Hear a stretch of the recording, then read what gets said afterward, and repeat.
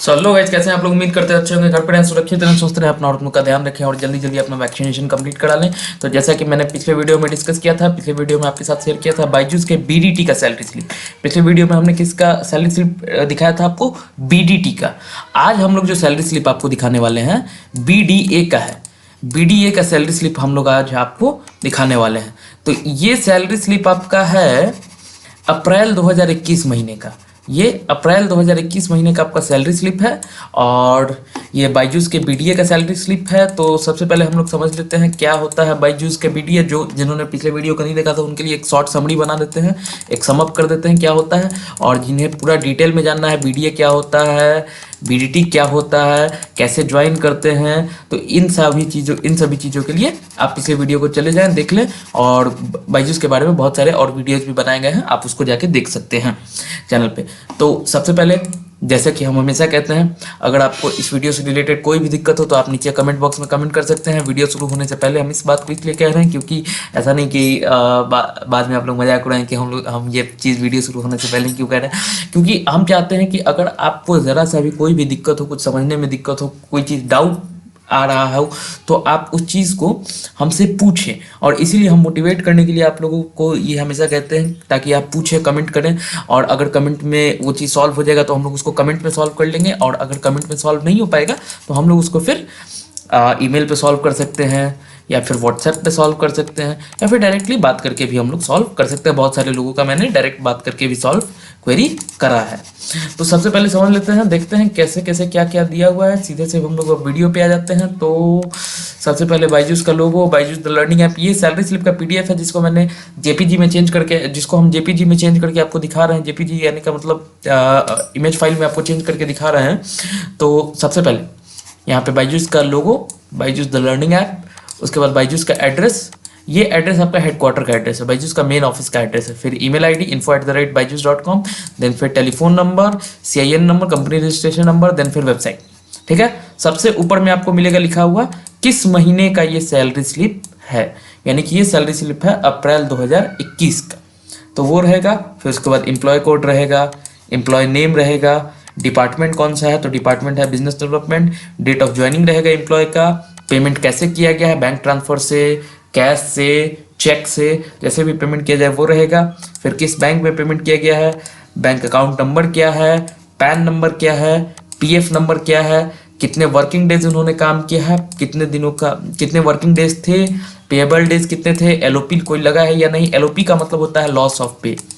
LP का मतलब होता है लॉस ऑफ पे। लॉस ऑफ पे को आप ऐसे कह सकते हैं, मान लेते हैं कि 30 दिनों में आपने 29 दिनों का काम किया है तो एक दिन आपका पेमेंट, ये क्या कहते हैं, अगर आपने सिक लीव, आपके पास कोई लीव बैलेंस नहीं है तो आपने एक दिन की छुट्टी ली, तो वो लीव बैलेंस नहीं होने के कारण उस एक दिन का आपका पेमेंट कटेगा, उस एक दिन का पेमेंट आपको नहीं मिलेगा, तो वो कहलाता है आपका एलओपी, लॉस ऑफ पे।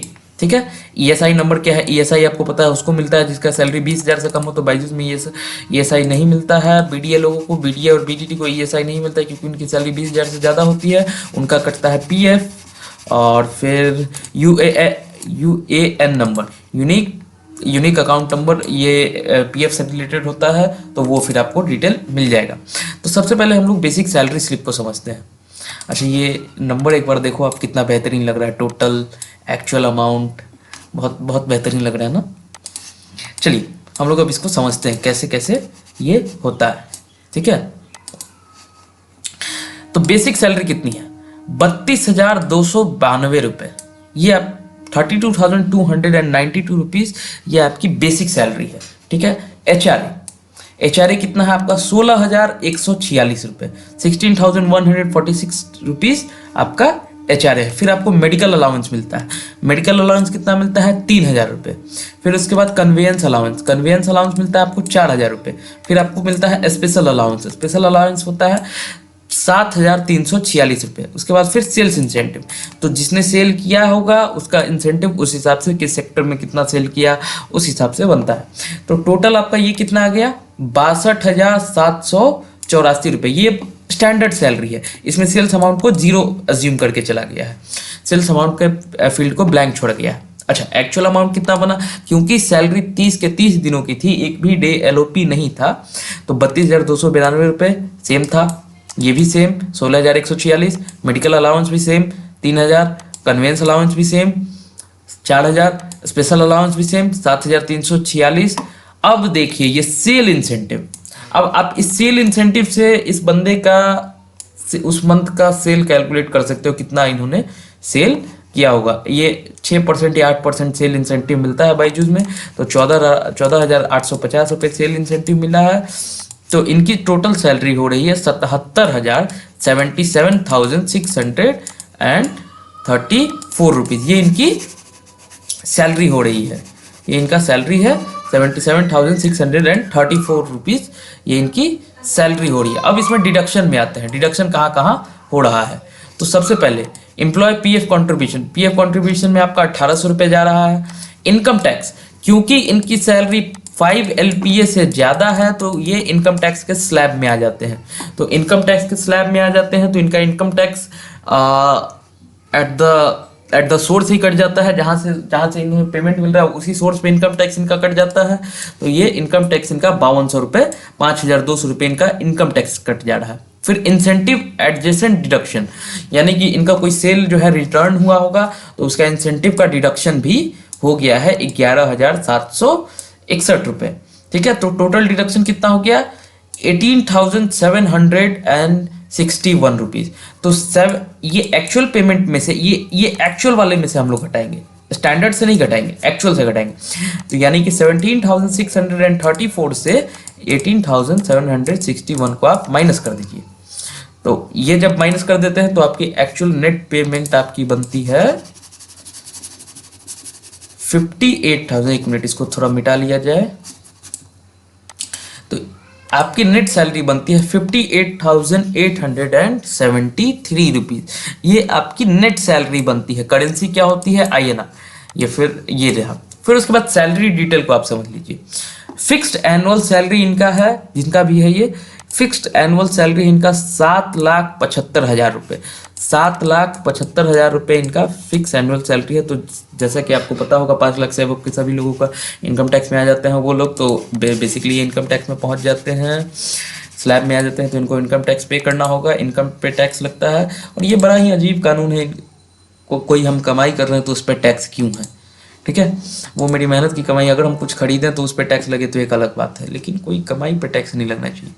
ठीक है, वेरिएबल कितना है, वेरिएबल एनुअल सैलरी 0 दिखा रहा है। ऐसे होता है, BDA का होता है 7 + 3 यानी कि 10 लाख 10 LPA होता है। ठीक है, लेकिन वेरिएबल एनुअल सैलरी इनका 0 दिखा रहा है। फिर आते हैं निचले पेज पे। ठीक है, ये आपका एक और PDF रहता है सैलरी स्लिप के साथ आता है, projected statement of total income tax for the financial year 2021-2022। तो ये जो आपका इनकम टैक्स है इनका क्या स्टेटमेंट होगा। तो आपकी ग्रॉस सैलरी कितनी बन रही है 7,68,258 रुपये। ठीक है, एनुअल टैक्सेबल पर 0 है, टोटल इनकम इतना है, टैक्स एग्जेम्पशन टैक्स में छूट कितना मिल रहा है 71,600 को। तो टोटल टैक्सेबल इनकम हो गया आपका 6,96,660 रुपये। टैक्स पेबल टैक्स कितना पे किया जाएगा 51,832 रुपये।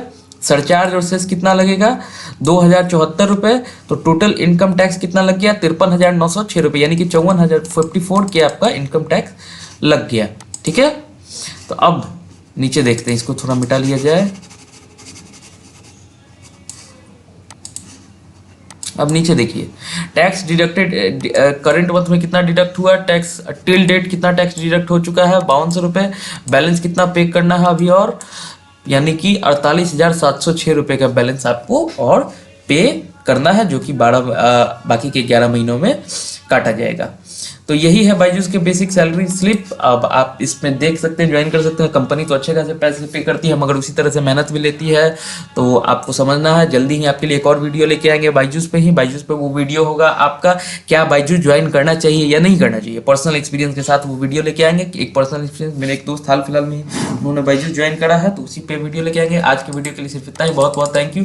अगर आपको वीडियो अच्छी लगी है तो चैनल को लाइक करें, शेयर करें, कमेंट करें, और अगर आपको कोई डाउट हो तो कमेंट बॉक्स में अपना कमेंट करें, बिल्कुल उस डाउट को क्लियर किया जाएगा। Thank you.